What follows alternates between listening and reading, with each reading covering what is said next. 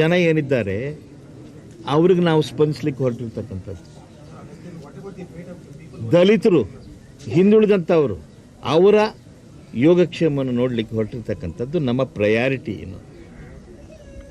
ಏನು ಹೈಟೆಕ್ ಅಂದರೆ, ನಾನು ಹೈಟೆಕ್ ಅಂದರೆ ಹೇಳಿದ್ರೆ ಫೋನು, ದೀಪ, ರಸ್ತೆ, ಬಸ್ಸು ಇವು ಅಂತ ತಿಳ್ಕೊಂಡಿದ್ದೀನರಪ್ಪ. ಬಳ್ಳಾರಿ ಜಿಲ್ಲೆಯಿಂದ ನೆರೆಯ ಕೊಪ್ಪಳ ಜಿಲ್ಲೆಯ ಹಿಟ್ನಾಳ್ ಗ್ರಾಮಕ್ಕೆ ಜನಸ್ಪಂದನದ ಪಯಣ.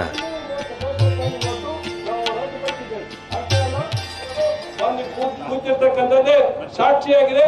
ಆದ್ರಿಂದ ಇದೊಂದು ಸಾಮಾಜಿಕ ಪರಿವರ್ತನೆಗೆ ನಾವು ಹಾಕಿಕೊಟ್ಟಂತ ಮಾನ್ಯ ಮುಖ್ಯಮಂತ್ರಿಗಳು ತೋರಿಸಿಕೊಟ್ಟಂತ ಒಂದು ಪರಿವರ್ತನಾಶೀಲ ಕಾರ್ಯಕ್ರಮ ಅನ್ನೋದನ್ನ ತಮ್ಮ ಗಮನಕ್ಕೆ ತರ್ತಾ ಜನಗಳತ್ತ ಸರ್ಕಾರ ಹೋಗಬೇಕು, ಜನಗಳತ್ತರ ಅಧಿಕಾರಿಗಳು ಹೋಗಬೇಕು.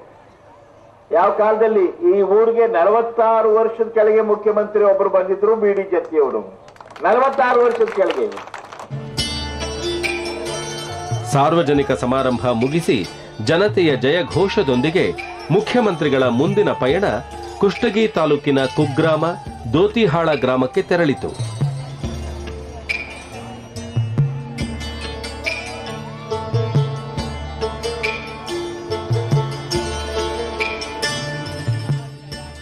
ಅಲ್ಲಿ ನವಗ್ರಾಮ ಆಶ್ರಯ ಮನೆಗಳ ಉದ್ಘಾಟನೆ, ಜನರ ಕುಂದುಕೊರತೆಗಳ ಖುದ್ದು ವೀಕ್ಷಣೆ.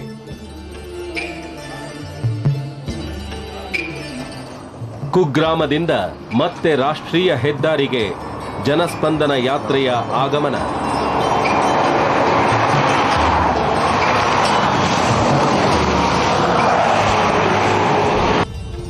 ಬಾಗಲಕೋಟೆ ಜಿಲ್ಲೆಯ ಇಳಕಲ್ನ ಕಡೆಗೆ ಪಯಣ. ಸಂಧ್ಯಾಕಾಲದ ಹಿತಕರ ವಾತಾವರಣ.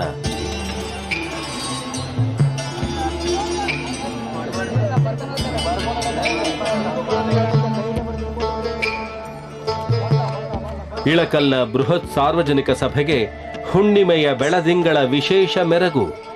ಕುತೂಹಲ ಮತ್ತು ಶಾಂತ ಚಿತ್ತರಾಗಿ ಕುಳಿತ ಸಾವಿರಾರು ಜನರು. ಮುಖ್ಯಮಂತ್ರಿಗಳ ಮಾತು ಕೇಳುವ ಕಾತುರ.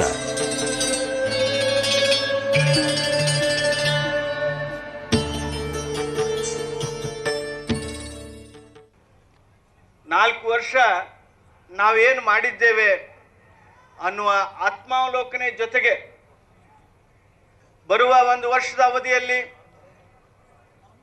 ತಮ್ಮ ನಿರೀಕ್ಷೆಗಳಿಗೆ ಯಾವ ರೀತಿಯಾಗಿ ನಾವು ಚಾಲನೆ ಕೊಡಬೇಕು ಆ ವಿಚಾರಗಳನ್ನು ಅರಿತುಕೊಳ್ಳೋದಕ್ಕೆ